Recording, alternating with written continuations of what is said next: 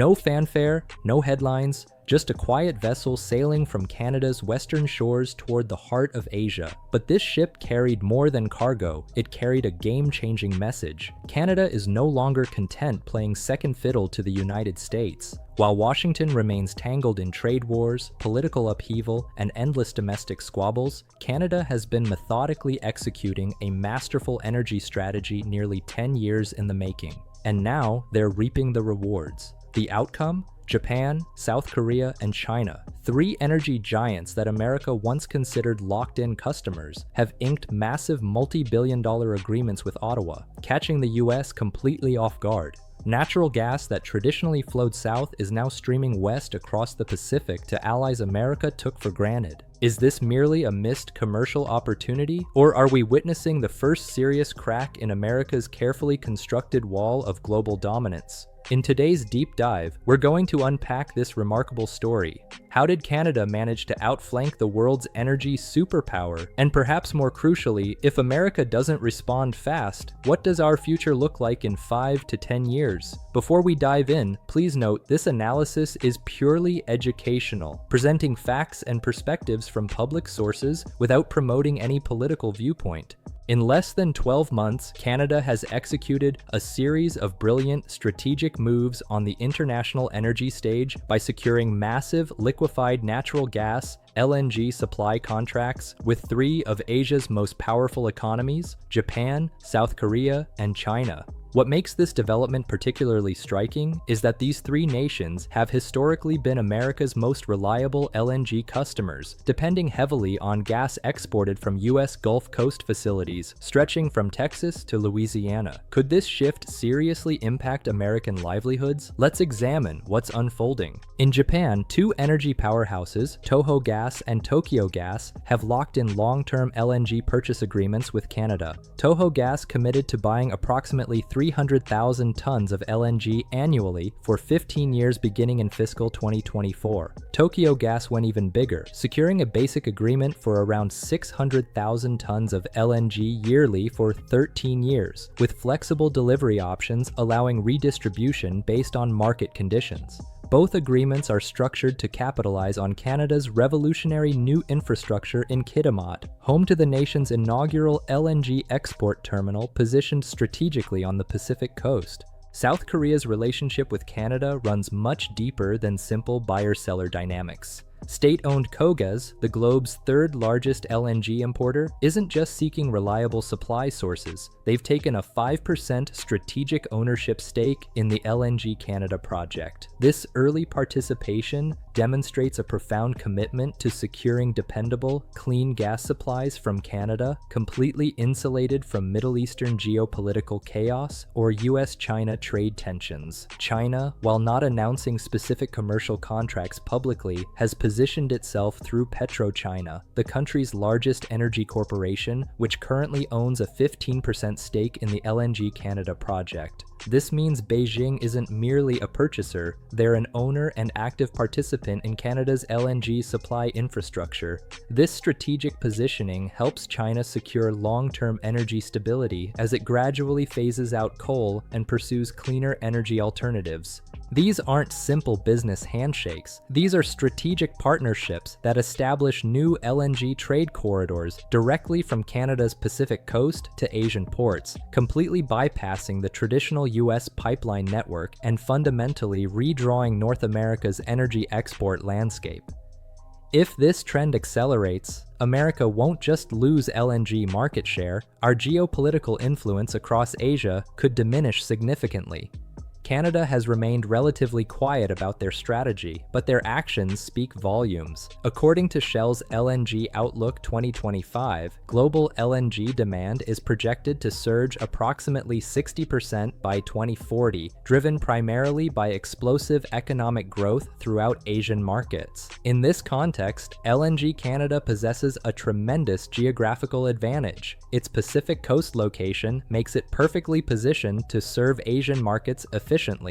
Cedric Kremers, Shell's integrated gas division head, stated that LNG will be a major contributor to Shell's role in the global energy transition throughout the next decade. Shell emphasized that Asian countries confronting massive energy requirements are progressively moving away from coal dependence. LNG provides an ideal alternative, generating significantly lower carbon emissions for electricity production. Consequently, LNG is increasingly recognized as a transitional fuel in the shift toward renewable energy, making it extremely attractive to Asian markets and creating substantial commercial opportunities for the LNG Canada project. Beyond international significance, LNG Canada delivers tangible economic benefits to local British Columbia communities. Shell noted extensive collaboration with local and indigenous communities throughout the project's development. Once both LNG processing trains reach full operation, the project will provide stable, competitive energy for global markets while strengthening Canada's position among the world's leading LNG exporters. While Washington remains caught in a whirlwind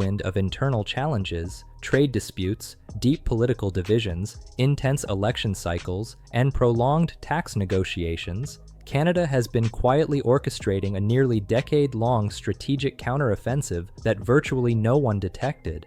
The LNG Canada project, valued at 40 billion Canadian dollars, isn't the result of spontaneous decision-making or short-term political maneuvering. It's a meticulously crafted plan approved in 2018, and since then, Canada has steadily built it step by step with remarkable persistence, discretion, and strategic calculation. Over 5 years, despite the COVID-19 pandemic, market volatility, and supply chain disruptions, Canada stayed on schedule, constructing a massive liquefied natural gas facility in Kitimat, British Columbia. This project represents not only an engineering achievement, but also a quiet declaration that Canada is ready to compete in the major leagues of the global energy race. Meanwhile, the United States had grown comfortable, assuming Canada would continue serving as a secondary supplier, pumping gas through aging pipelines into northern states and supporting much of America's domestic energy infrastructure. That assumption bred complacency, causing Washington to miss that Canada was quietly building its own ocean gateway, breaking free from U.S. market dependence.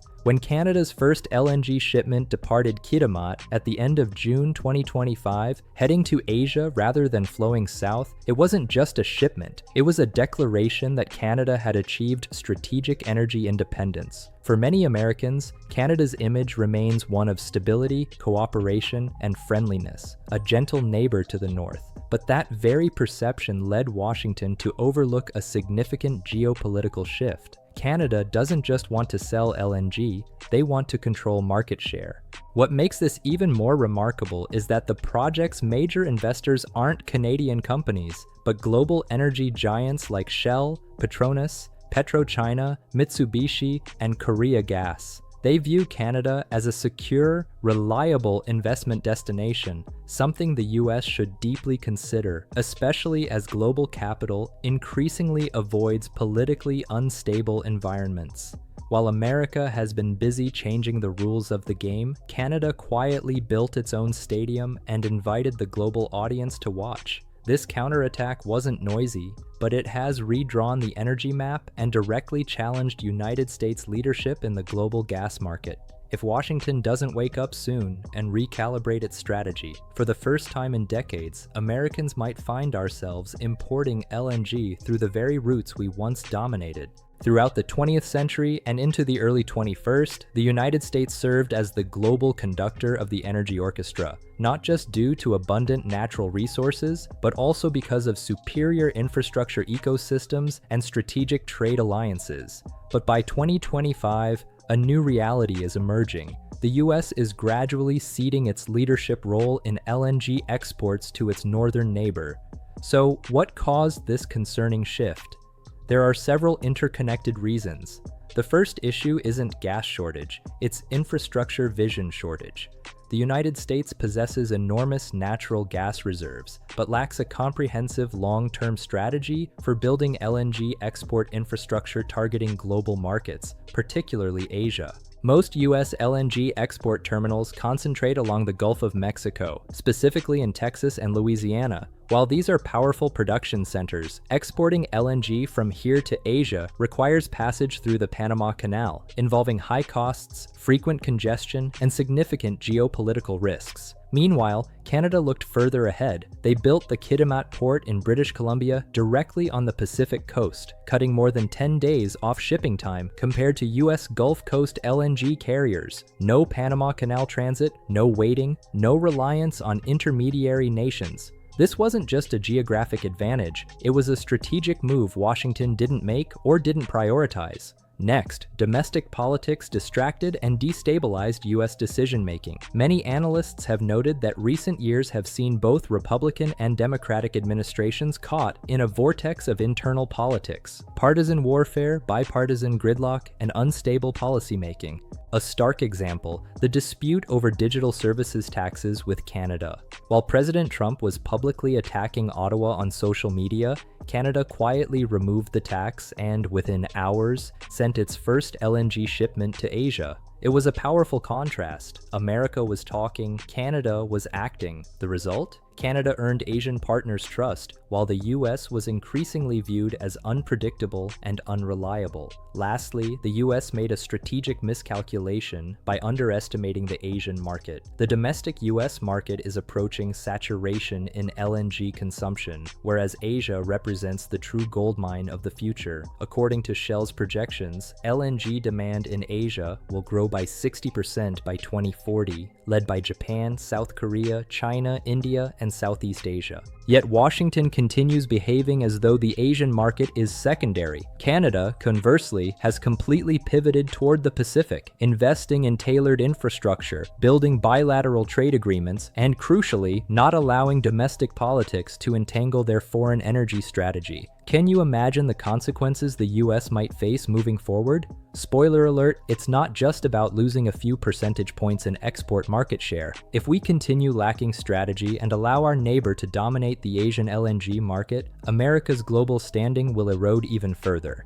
First, we'll lose export market share. LNG isn't like retail, where customers switch based on price fluctuations. This is a long-term contract game. LNG deals often last 10 to 25 years. Once countries like Japan, South Korea, and China are locked into stable agreements with Canada, US ports will drop down the priority list. No matter how competitive our prices become, the gas supply chain, from port infrastructure and shipping fleets to distribution networks and insurance mechanisms, once established with Canada, creates enormous market inertia that makes switching suppliers undesirable. This means 20–30% of the LNG America could have sold to Asia will likely be locked out by Canada for at least the next decade. This represents a golden opportunity lost just as Asia's LNG demand reaches historic highs. Once market share is lost, recovery becomes exponentially more difficult.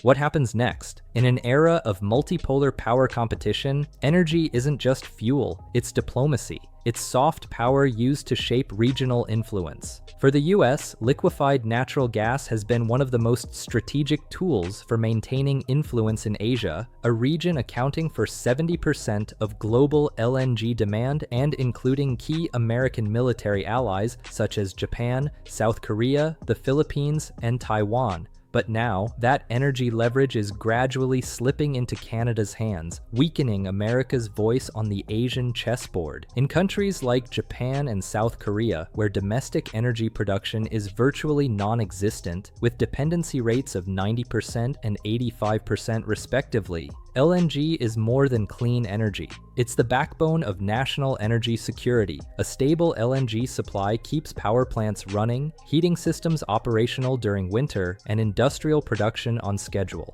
Since 2016, the US has been a trusted LNG supplier to these nations. Our relationship with Asia has been strengthened not just by military cooperation, but by gas. Everything would have remained stable if we had protected that role, but Canada had different plans. They didn't send troops to Asia. They didn't intervene in territorial disputes or impose sanctions like we did. Instead, when Canada became Asia's primary LNG supplier, they brought a non-political trade relationship, something countries like Japan and South Korea desperately crave in today's age of global volatility. If the US loses its energy leverage, we will lose influence at critical forums like APEC, the Asian G7, and even military negotiations with frontline nations like Japan, South Korea, and Taiwan. And it's not just global consequences. We'll see rising instability at home. America once prided itself on being the world's leading energy superpower, not just because of vast reserves, but because of global-scale LNG exports, which created hundreds of thousands of jobs, billions in tax revenue, and kept industrial states thriving. But if we continue losing LNG market share to Canada, a domino effect may unfold right here in America's heartland. The two largest LNG states, Texas and Louisiana, now face potential revenue shortfalls, especially if long-term contracts with Asia shift to Canada instead. Major export ports like Sabine Pass, Corpus Christi, Cameron, and Freeport, which once saw weekly LNG shipments to Asia, may soon find themselves underutilized, operating below capacity and triggering waves of indirect layoffs. This won't just hit major energy firms, it will impact tens of thousands of plant workers, technicians, subcontractors, and industries from shipbuilding and logistics to mechanical maintenance. While the South struggles with falling exports, northern industrial states like Ohio, Pennsylvania, Indiana, and Michigan, where LNG is used for power generation and as feedstock for petrochemicals, steel, and heavy manufacturing, could also face serious disruption. If domestic markets become oversupplied due to export bottlenecks, gas prices may fall erratically. That volatility could wreak havoc on long-term production planning and investment in factories. Energy-dependent industries like metals, cement, and chemicals will hesitate to expand or hire, leading to job stagnation in the Midwest.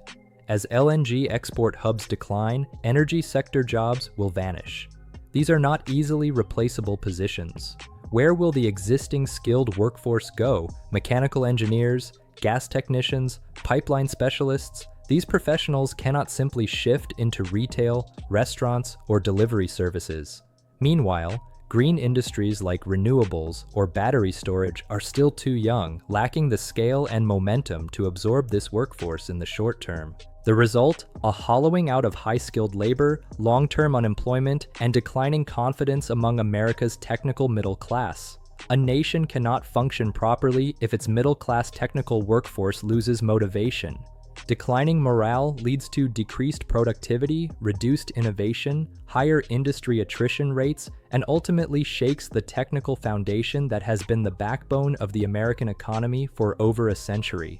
As you can see, losing LNG market share to Canada isn't just a commercial loss, it's a blow to the internal structure of the US economy. It threatens energy state stability, job security, social cohesion, and even political trust in the system we've built. The United States stands at a crossroads. One path leads to a slow slide away from global energy leadership. The other offers a chance to reclaim strategic strength if we are alert enough to act swiftly, decisively, and with long-term vision. Expanding LNG export infrastructure on the West Coast has become more urgent than ever. Currently, the majority of US LNG exports from Gulf of Mexico ports like Sabine Pass and Corpus Christi must pass through the Panama Canal. This route is not only time-consuming, but also subject to capacity limits. Tolls for LNG tankers transiting the canal can range from $300,000 to $450,000 per trip. These costs not only inflate the overall price of US LNG, but also significantly undermine competitiveness in the Asian market. Additionally, prolonged drought in 2024 forced canal authorities to reduce shipping capacity by nearly 30%, causing delays and disruptions for US LNG vessels, a growing and tangible risk. Meanwhile, Canada, thanks to its deepwater port in Kitimat, has cleverly sidestepped all these choke points. Its strategic location allows LNG tankers to cut travel time to key markets like Tokyo, Busan, and Taipei down to just 10-11 days, compared to nearly 20 days from the Gulf Coast via the Panama Canal. That's no small advantage. The US could absolutely compete if it built similar infrastructure on the West Coast. States like Oregon, Washington, and even Alaska Alaska once proposed LNG terminal projects, but most have been stalled or canceled due to drawn-out approval processes, legal conflicts, and pressure from environmental groups. If these obstacles can be addressed soon, America could re-enter the race and regain its footing. Additionally, we must swiftly renegotiate and expand our long-term LNG contracts, this time with greater flexibility and more attractive terms. Incentives around pricing, shipping costs, or technological support are no longer optional. They are prerequisites for retaining key customers in a rapidly restructuring global market. We must also recognize our core strengths. While Canada is gaining ground due to geographic advantage, the US holds a different but equally critical asset: technology. However, this strength will only become impactful if deployed aggressively and at scale. In today's highly competitive LNG market, investment in advanced liquefaction technologies is key to preserving US leadership. New innovations in natural gas liquefaction now enable more efficient gas compression, lower energy consumption, and most importantly, significantly reduced CO2 emissions compared to previous technology generations.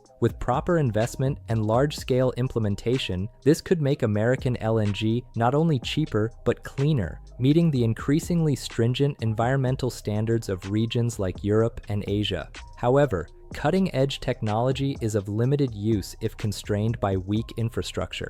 America's domestic LNG supply chain, from gas pipelines and liquefaction plants to specialized shipping fleets, needs a comprehensive upgrade. Current bottlenecks at major transfer hubs have already caused the US to miss critical export opportunities, like in the winter of 2022, when global demand surged but operational capacity fell short. In addition, Washington needs to create conditions for the private sector to take a deeper role in this field, particularly through the development of LNG micro-terminals, small-scale flexible liquefaction facilities capable of efficiently serving niche markets or developing countries such as the Philippines, Vietnam, or Thailand. While these markets may be smaller in scale, their demand for LNG is growing rapidly, and they have the potential to become long-term partners if approached strategically. And finally, we must address the solution for workers. No matter how strategic a plan may be, there will always be periods of downturn and restructuring in the LNG sector. The federal government must take the lead in protecting workers, starting with supporting the career transition of those currently employed in the LNG industry. Providing career transition support for LNG workers is not merely an act of compassion, it is a strategic move to safeguard the social fabric and ensure long-term economic stability for the United States. Every industry goes through cycles of rise and decline, and LNG is no exception. Even countries with the strongest strategic foresight face periods of restructuring, capacity cuts, or business model shifts. In such a context, the federal government must play a proactive leading role, not merely respond after damage has been done. One of the top priorities should be implementing thorough, in-depth retraining programs for the skilled technical workforce in the LNG sector. These should not be basic, superficial courses, but robust reskilling initiatives that transition workers from LNG to adjacent and fast-growing fields such as hydrogen, offshore wind energy, energy storage, or carbon-free power plant technologies.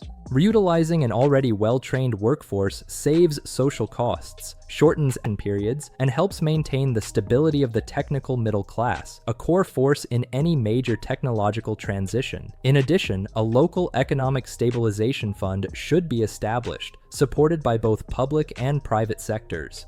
This fund would be crucial for small communities whose economies are heavily reliant on LNG port activity, such as towns in Texas, Louisiana, and Pennsylvania. As export capacity declines, these localities will be the first and most visibly impacted, experiencing business closures, reduced tax revenue, and labor outflows. A stabilization fund can provide low-interest loans, training support, and investments in alternative industries, helping these communities sustain their economic lifeblood. Lastly, strong coordination between federal, state, and local governments is essential. A lack of policy coordination was a key reason tens of thousands of coal workers in the 2000s fell into total unemployment, losing jobs, insurance, and homes with no timely support measures in place. That mistake must not be repeated with LNG. flexible oversight mechanisms, effective job transition funds, and most importantly, a proactive mindset in policymaking are needed. We cannot wait for a crisis to act. Protecting workers in the LNG industry is not just about saving a specific sector, it is about preserving the sustainability of America itself during a global energy transition. In this new energy era, Canada has moved one step ahead, quietly preparing for nearly a decade to launch a carefully calculated counteroffensive. Meanwhile, the United States, the former leader, is now being held back by outdated approval processes, policy inertia, and a dangerous complacency that assumes we are naturally number one. But we must remember, power is never guaranteed. It must be protected, invested in, and renewed every single day. America still has everything it takes to turn the tide: world-leading technology, abundant resources, and loyal international partners. All of it is still within reach. The question is, will we act in time? Will we have the courage to give LNG the strategic importance it truly deserves? What's your take on this energy shift? Can the United States reclaim its position as the global energy leader? Or is Canada's strategic advantage too significant to overcome?